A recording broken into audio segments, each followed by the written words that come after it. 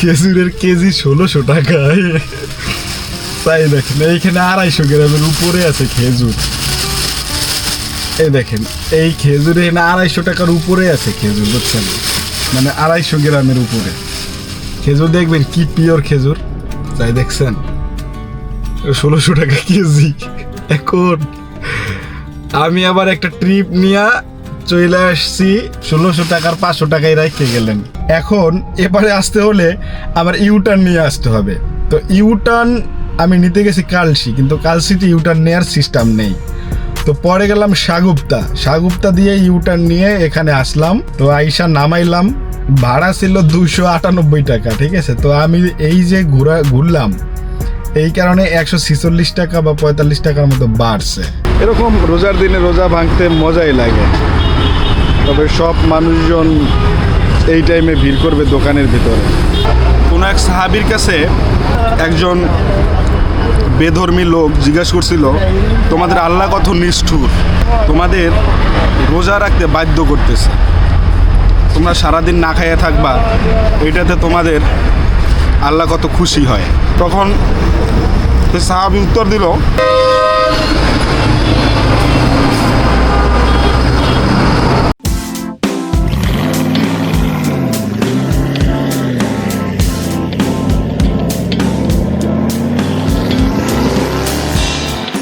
আমি আজকে বের হয়ে গেছি, অলরেডি বাজে 2:40।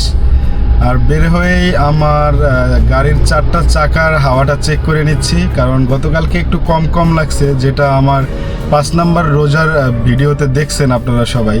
তো চলেন হাওয়াটা একটু দিয়ে নেই, চেক করে দেখি কোনটায় কম আছে আর কোনটায় ঠিক আছে।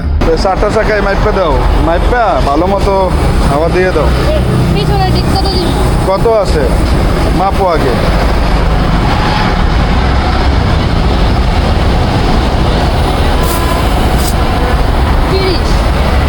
35 দেবা। রাস্তার মধ্যে দাঁড়ায় হাওয়া দিলে গাড়ি এসে আবার লাগাই দিতে পারে, তাই না?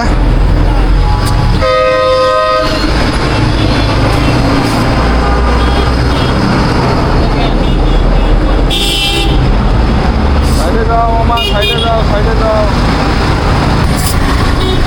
আরেকটু লাগবে না? হাওয়া দিয়ে নিলাম, কারণ যদি ঢাকার বাইরে কোথাও যাওয়া হয় হাওয়াটা কম থাকলে গাড়িটা একটু ঝামেলা করে, দেখা যায় নিচে বেজে যাওয়ার সম্ভাবনা থাকে। ওই ক্ষেত্রে হাওয়াটা দিয়ে একটু করলাম প্রেশারটা। তো এখন যদি আমি ট্রিপ ধরার চেষ্টা করি, দেখি কোথায় ট্রিপ আসে এবং আল্লাহ রাব্বুল আলামিন কোন জায়গায় আমার ভাগ্য নির্ধারণ করছে। তাহলে চলুন পাঠাও ওভার অ্যাপ খুলে বসে থাকি এক কোনায়, দেখি কোন জায়গাতে যাওয়া যায়। হাওয়া টাওয়া দিয়ে যখন টেকনিক্যাল মোড়ে আসি তখনই একটা কল আসে পাঠাওতে, আর সে আসবে ধানমন্ডি আবাসিক এলাকায়। তো ভাবলাম ধানমন্ডি এখন যাওয়া যায়, কারণ এখন হচ্ছে 3টা বাজে, এখন জ্যাম পাবো না, তাই চলে আসছি। আর চলে আসার পরে ভাড়া দিছে পাঠাও আমাকে 244 টাকা। তো এখানে সর্বমোট ভাড়া আসছিল, যাত্রী আমাকে পেমেন্ট করছে 300 টাকা। তো এখানে 56 টাকা কাইটা নিছে পাঠাও, আর আমাকে দিছে 244 টাকা। তো একটা মজার বিষয় হচ্ছে, যখন এই ট্রিপটা পাই তখনই উবারের আর একটা ট্রিপ পাইছিলাম, সে যাবে উত্তরাতে। 299 টাকা আমার আর্নিং ছিল, তবে 15 কিলো রাস্তা। তো ওই হিসাব করে দেখলাম 300 টাকা আর্নিং, আর এই ক্ষেত্রে এখানে 7 কিলো রাস্তা 244 টাকাতে খারাপ না, এটাই যাই গিয়া। পরে উবার ক্যান্সেল করে এটা চলে আসছে। তো এই তো শুরু করলাম 244 টাকা ট্রিপ দিয়ে। দেখা যাক, কেবল বাজে 3:30, আর কয় টাকা ইনকাম করতে পারি। আজকে বেশি ইনকাম করতে পারি কিনা জানি না, তবে ইনকাম করার ইচ্ছা আছে, দেখা যাক ইনশাল্লাহ। এই তো উবারে আর একটা ট্রিপ পাইছি, একদম আমার এই জায়গাতেই সে আছে, সাইব ভাই। সে যাবে মহাখালী ডিওসেস, তাকে এখন একটা ফোন দেব।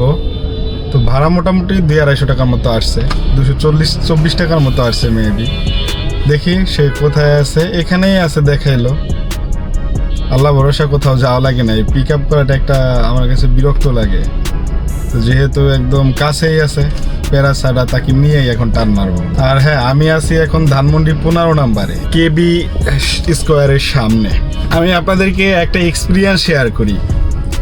ধরেন আপনাকে যাত্রী ফোন দিল, মানে যাত্রী আপনাকে রিকোয়েস্ট করলো, আপনি যাত্রীর সাথে যোগাযোগ করে যাত্রীর কাছে গেলেন, কিন্তু অ্যাপে লোকেশন দেয়া আছে অন্য আর একটা জায়গায়। মানে লোকেশন সেট করার এইখানের সমস্যাটা কি একটু শেয়ার করি। ধরেন যাত্রীর কাছে গেলেন, আপনি লোকেশন যেখানে সেট করা ওইখানে গেলেন না। এর কারণ হচ্ছে আপনি যদি ওইখানে 10 থেকে 20 মিনিটও লেট করেন যাত্রীর কাছে, তাহলে আপনার অ্যাপের ভিতরে কিন্তু ওয়েটিং ফিটা আসবে না। আপনি যদি যাত্রীর কাছে না গিয়ে লোকেশনে যাইতেন বা লোকেশনে থাকতেন, তাহলে 10 মিনিট 20 মিনিট আপনি যে কয় মিনিট ওয়েট করতেন ওইটার উপরে কিন্তু একটা ওয়েটিং ফি আসতো। সুতরাং আমার বেলা এটা হয়েছে, সে লোকেশন দিয়ে রাখছে আমার পিছনে, কিন্তু সে আছে সামনে, সে বললো ভাই এদিকে আসেন, আমি আসছি, এখন কিন্তু আমার ওয়েটিং ফিটা আসতেছে না। তো এর জন্য আমি তাকে বললাম যে ভাই আমি স্টার্ট দিই, বললো না না ভাই 2 মিনিট। এখন মানবতার খাতিরে আসলে অনেক কিছু করতে হয়। হ্যাঁ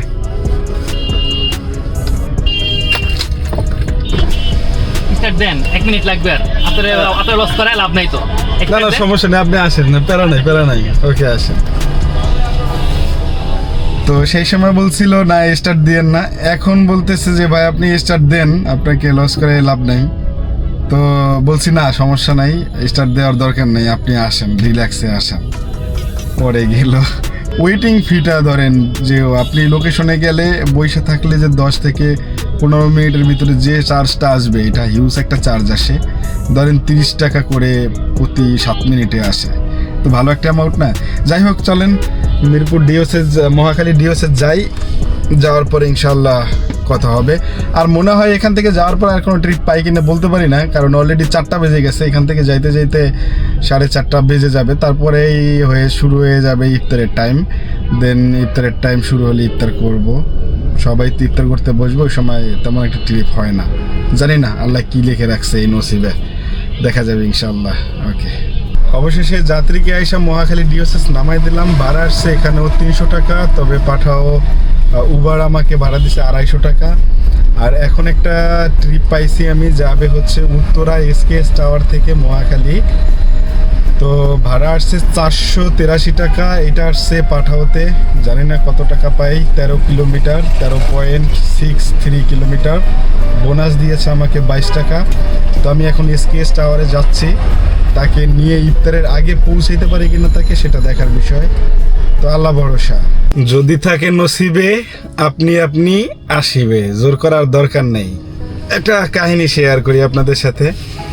ওই যে একটু আগে আমি ধানমন্ডি থেকে মহাখালী ডিওসেস যাত্রীদের নিয়ে আসলাম, তারা তাদের বচের জন্য বিশাল একটা প্লেটার নিয়ে আসছে, সেটার মধ্যে ফল মূল ইত্যাদির জন্য আর কি, ফল মূল তারপরে অনেক কিছু নিয়ে আসছে। তো প্রায় 5,000 টাকার বাজার করে নিয়ে আসছে ওটার ভিতরে। হ্যাঁ, এখন যেটা হয়েছে, তো আমার সাথে অনেক আলাপ আলোচনা হয়েছে, কথাবার্তা হয়েছে যে এত দাম ফলের, 1600 টাকা খেজুর, এই সেই কত কি। তো মেইন কাহিনী এখন যেটা হচ্ছে সেটা হচ্ছে কতটুকু আমি একটু দেখাই আপনাদেরকে, নাহলে বুঝবেন না। খেজুরের কেজি 1600 টাকায়, তাই দেখেন এইখানে 250 গ্রামের উপরে আছে খেজুর। এই দেখেন এই খেজুর এখানে 250 টাকার উপরে আছে খেজুর, বুঝছেন, মানে 250 গ্রামের উপরে খেজুর। দেখবেন কি পিওর খেজুর, তাই দেখছেন 1600 টাকা কেজি।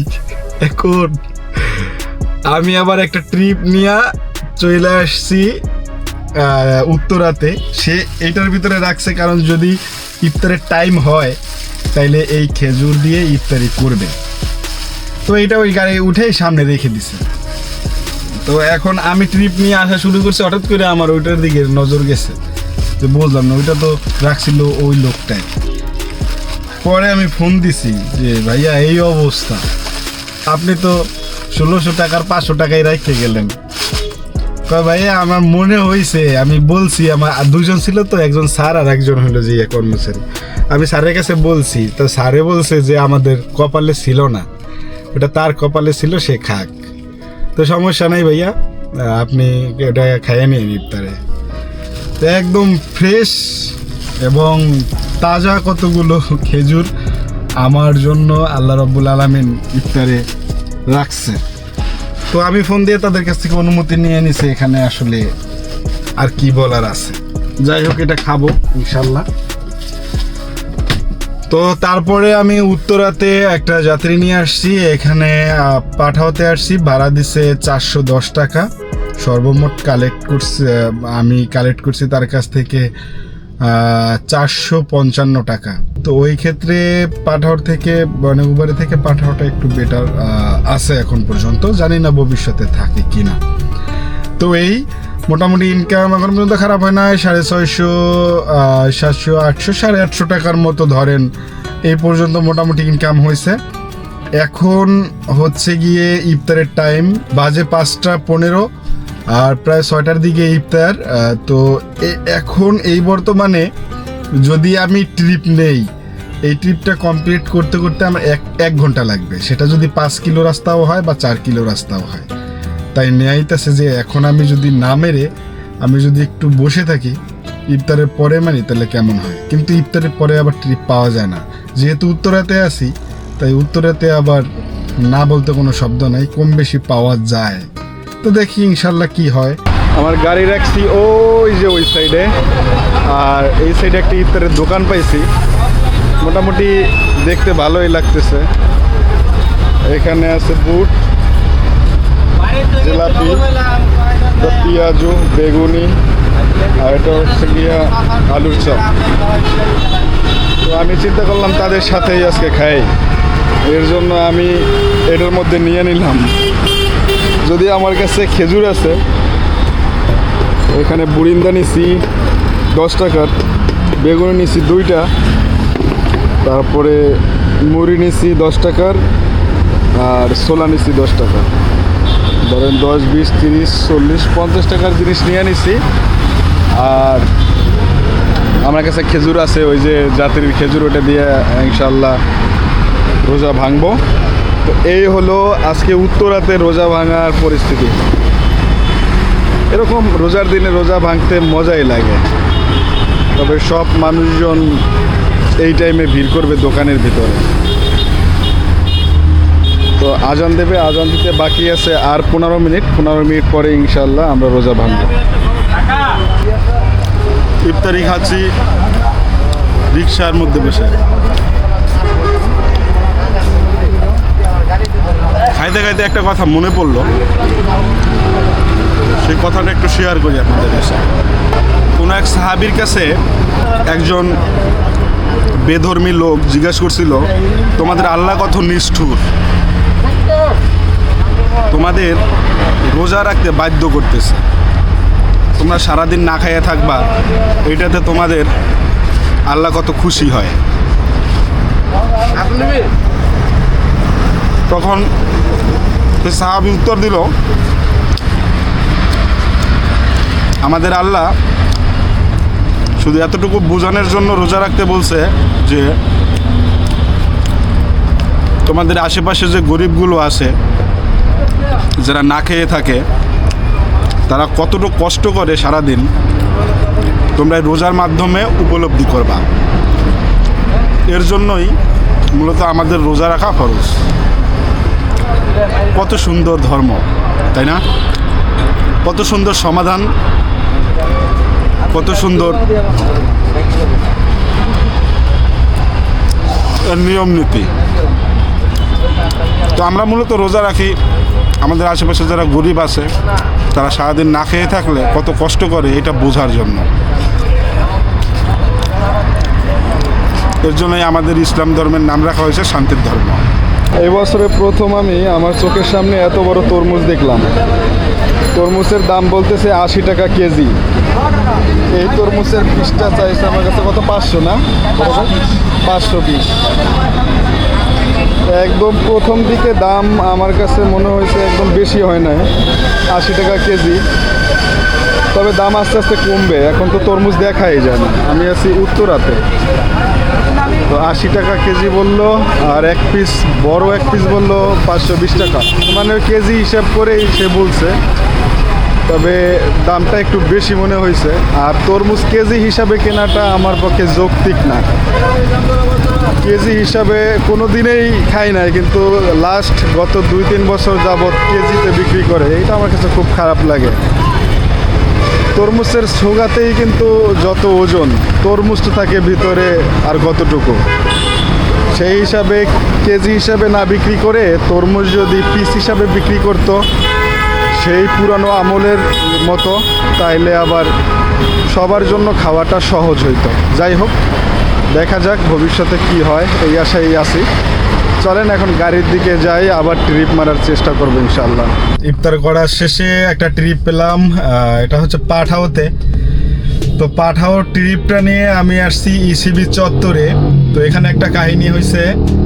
তো ইসিবি চত্বরে সে না এসা, সে ইসিবি চত্বর দিয়ে কালশির এই রোডটার ভিতরে ঢুকছে, সে গাড়ি কিনতে আসছে মূলত। হ্যাঁ, তো সে যেখানে আসছে তার লোকেশনটা হচ্ছে রাস্তার এপারে। আমি যে পারে আছি এপার, ওপারে না এপারে। এখন এপারে আসতে হলে আবার ইউটার্ন নিয়ে আসতে হবে। তো ইউটার্ন আমি নিতে গেছি কালশি, কিন্তু কালশিতে ইউটার্ন নেওয়ার সিস্টেম নেই। তো পরে গেলাম সাগুপ্তা দিয়ে ইউটার্ন নিয়ে এখানে আসলাম। তো আইসা নামাইলাম, ভাড়া ছিল 298 টাকা। ঠিক আছে, তো আমি এই যে ঘুরলাম এই কারণে 146 টাকা বা 45 টাকার মতো বাড়ছে। হ্যাঁ, তো সর্বমোট ভাড়া আসছে 458 টাকা। 458 টাকা ভাড়া আসছে, 146 টাকা বাড়তি ভাড়া এটা আসছে, কারণ বেশি ঘোরার কারণে। তো যাই হোক, তারপরে আবার টিপস দিছে আমাকে আরও 40 টাকার মতো। মোটামুটি ভালোই একটা ভাড়া পাইছি, 500 টাকার মতো দিছে। কিন্তু এই 458 টাকা থেকে তাকে মানে পাঠাওকে দেওয়া লাগবে আমার 77 টাকা। তো যাই হোক, 372 না 377 টাকার মতো ইনকাম, এবং ওইদিকে 40 টাকা, মোটামুটি 400 টাকার মতো ইনকাম হয়েছে আলহামদুলিল্লাহ, 9 কিলো রাস্তা পাড়ি দেওয়ার পরে। তো দেখি এখন ইসিবি চত্বর থেকে কোনো ট্রিপ পাই নাকি আমার 12 নম্বরের দিকে যেতে হবে, বুঝতেছি না। কিছুক্ষণ সময় বসবো, তারপরে দেখবো ট্রিপ পেলে তো ভালো, নয়তো আমি 12 নম্বরের দিকে যাব। ওইদিকে ট্রিপ অ্যাভেলেবেল থাকে মোটামুটি। প্রায় আধা ঘন্টা বসার পরে একটা ট্রিপ পাইছি মিরপুর ডিওসেস থেকে। সে আসছে হচ্ছে আসাদ গেটের এইখানে। তো ভাড়া দিছে 360 টাকা। 360 টাকা, এটা হচ্ছে ইন ড্রাইভে। তো এই কারণে কোনো ভ্যাট ট্যাক্স কাউকেই দেয়া লাগে নাই। ইন ড্রাইভ হচ্ছে আপনি বিটিং করে আসবেন, যে কয় টাকায় আসতে পারেন, এখানে ভ্যাট ইন ড্রাইভকে দেয়া লাগে না, কিংবা কোনো কমিশন ইন ড্রাইভকে দেয়া লাগে না।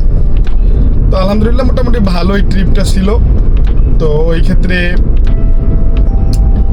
এখন বাসায় যাচ্ছি। আর একটা ট্রিপ আমি পাইছিলাম, কিন্তু ট্রিপটা আমি মারতে চাচ্ছি না। উত্তরার দিকে 312 টাকার মতো ট্রিপ ছিল। তো চিন্তা করলাম না, ট্রিপটা আর মারবো না। গাড়িটায় ব্রেক জনিত একটু সমস্যা মনে হচ্ছে। তো আগামীকালকে ইনশাআল্লাহ আমি ইতে নিব, মেকারের কাছে যাব 14 নম্বর। তারপরে আসলে গাড়ি চালাইতে হবে, কারণ ব্রেক জনিত সমস্যাটা হচ্ছে মারাত্মক লেভেলের একটা সমস্যা গাড়িতে। যে কোনো সমস্যার ভিতরে এইটা হচ্ছে একটা ম্যাগনেটরি সমস্যা। মানে বিশেষ করে ব্রেক সমস্যাটা যদি হয়, তাহলে যে কোনো ভাবে দ্রুতই ব্রেকটাকে সেরে নিতে হবে, নয়তোবা খুব প্রবলেমের ভিতরে পড়তে, কারণ জীবন মরণের খেলা এটা ব্রেক। হ্যাঁ, তো এর জন্য আমি চিন্তা করছি আগামীকালকে ব্রেকটা আমি সারতে যাব। এবং বিশেষ করে সেই ভিডিও যদি আপনারা চান, তাইলে কিন্তু অবশ্যই আপনারা একটা কমেন্ট করতে হবে যে হ্যাঁ আগামীকালকের ব্লগ দেখতে চাই। তাহলে কমেন্ট অনুযায়ী কিন্তু আমি মোটামুটি আপনাদেরকে স্যাটিসফাই করতে পারবো যে হ্যাঁ ভিডিও আসবে। আমি দেখছি গত 5 রোজার ভিডিওতে মোটামুটি অনেকগুলো কমেন্ট আসছে যে হ্যাঁ দেখতে চাই 6 রোজার ভিডিও দেখতে চাই। এই বিধায় কিন্তু আজকে আমি ভিডিওটা বানাইলাম। তো ইনশাল্লাহ যদি এই ভিডিওটা থেকেও ভালো রেসপন্স হয়, তাহলে আগামীকালকে আবার কিন্তু আমি ভিডিও বানাবো। তো দেখা যাক। তো এই তো 6 রোজাটাও আলহামদুলিল্লাহ শেষ করলাম, এখন 7 রোজা। তো দেখতে দেখতে কিন্তু রমজান মাসটা প্রায় শেষ হয়ে যাচ্ছে। তো এখন যদিও আমাদের ইনকাম একটু কম, তবে আগামী কয়েকদিনের ভিতরে কিন্তু ইনকাম অনেক বাড়বে বলে আশা করি। তো দেখা যাক কি হয়। তো ওই পর্যন্ত অবশ্যই আমার চ্যানেলের সাথে থাকতে হবে, যুক্ত হয়ে, আর দেখতে হবে পরিস্থিতি কি। তো যাই হোক, এখন ভিডিওটা এখান থেকেই কিন্তু শেষ করব। অনেক লম্বা হয়ে যাচ্ছে। ইদানিং অনেকেই বলতেছেন যে ভাইয়া লম্বা হলেও সমস্যা নাই, আমি অফিস করি, আমি দেখি কমেন্ট সবই দেখি। আমি অফিস করি, অফিসে বসে কোনো কাজ নাই, শুধু ভিডিও দেখি। তো এই ক্ষেত্রে লম্বা ভিডিও হলে আমাদের জন্য সমস্যা নেই, আমরা দেখতে অনেক স্বাচ্ছন্দ্য বোধ করি, আপনি ভিডিও দেন। তো যাই হোক, এই সমস্ত কমেন্ট পড়তেও ভালো লাগে। তো দেখা হবে আগামী ভিডিওতে, আগামী কোনো একটা টপিক নিয়ে। আগামী ব্লগটা কিন্তু আসবে আপনাদের কমেন্টের উপরে ডিপেন্ড করে। তো ওই ক্ষেত্রে ভিডিওটা যদি ভালো লেগে থাকে একটা লাইক দিয়ে যাবেন। লাইকটা পেলে খুবই ভালো লাগে যে আমার ভিডিওতে এই কটা লাইক করছে, অবশ্যই এরা দেখতে চায়। আর যদি আপনাদের মনে হয় যে না ভালো লাগে, সাবস্ক্রাইব করে যাব, সাবস্ক্রাইব করতে পারেন। এরকম প্রতিনিয়ত ভিডিও কিন্তু আমি দিয়ে থাকি। তো দেখা হবে আগামী ভিডিওতে। সবাইকে আসসালামু আলাইকুম।